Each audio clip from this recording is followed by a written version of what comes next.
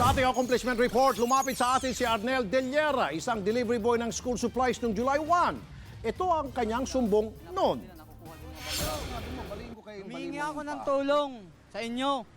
Naririnig nyo naman yata eh. Di naman yata kayo mga bingi. Ito lang ang gusto ko, ipagamot nyo lang ang kamay ko para makapagtrabaho ko. Ako po yung nagtatrabaho sa inyo para mabuhay yung anak ko at pamilya ko. Ngayon po, inanghingi ako ng tulong. Sana po tulungan nyo ako. Maawa naman kayo.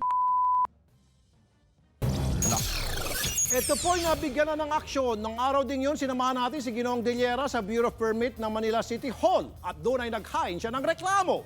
Nagtungo din tayo sa DOLE, NCR Manila Field Office at doon ay nagkausap sila ng abogado ng kumpanya na pinagtatabuhan niya. Tumanggi nang humarap sa atin ang kanyang amo at kinabukasan din yon ay binayaran siya ng 150,000 pesos para sa kanyang operasyon. Lubos siyang nagpapasalamat. Sir Rapi, salamat po sa tulong nyo. Nagkaayos na po kami ng kumpanya ko. Sasagutin na nila lahat ng operasyon, pagpagkamot sa akin.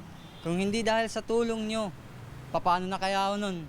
Salamat, maraming salamat po sa inyo, sa tulong nyo. Maraming salamat din sa tumulong sa atin na si Director Leonides Castillon ng DOLE Manila.